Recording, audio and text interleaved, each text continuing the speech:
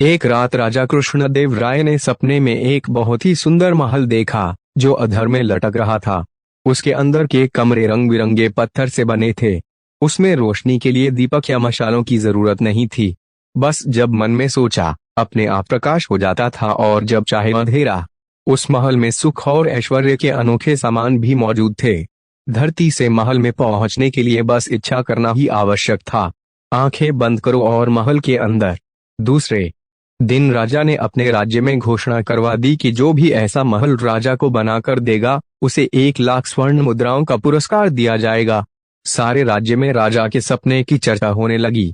सभी सोचते कि राजा कृष्णदेव राय को न जाने क्या हो गया है। कभी सपने भी सच होते हैं, पर राजा से यह बात कौन कहे। राजा ने अपने राज्य के सभी कारीगरों को बुलवाया। सबको उन्होंने अपना सपना सुना दिया। कुशल व अनुभवी कारीगरों ने राजा को बहुत समझाया कि महाराज, यह तो कल्पना की बातें हैं, इस तरह का महल नहीं बनाया जा सकता। लेकिन राजा के सिर पर तो वह सपना भूत की तरह सवार था। कुछ धूर्तों ने इस बात का लाभ उठाया।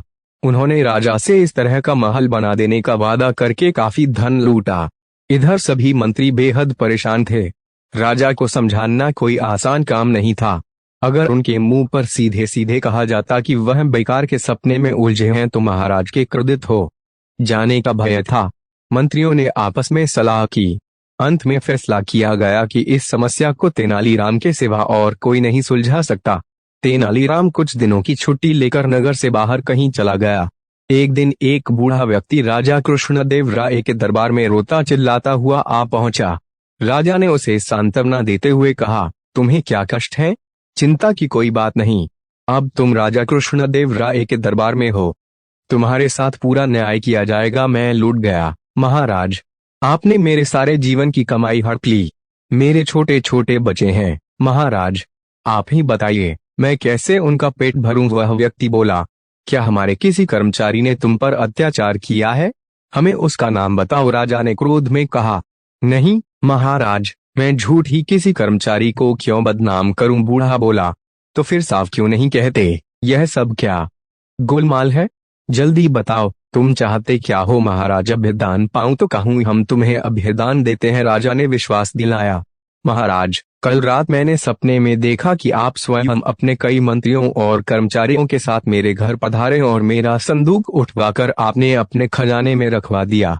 उस संदूक में मेरे सारे जीवन की कमाई थी, 5000 स्वर्ण मुद्राएं। उस बूढ़े व्यक्ति ने सिर झुकाकर कहा, विचित्र मूर्ख हो तुम, कहीं सपने भी सच हुआ करते हैं? राजा ने क्रोधित होते हुए कहा, ठीक कहा आपने महाराज, सपने सच नहीं हुआ करते।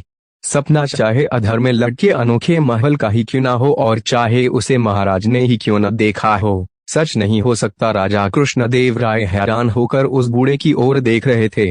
देखते ही देखते उस बूढ़े ने अपनी नकली दाढ़ी, मूंछ और पगड़ी उतार दी।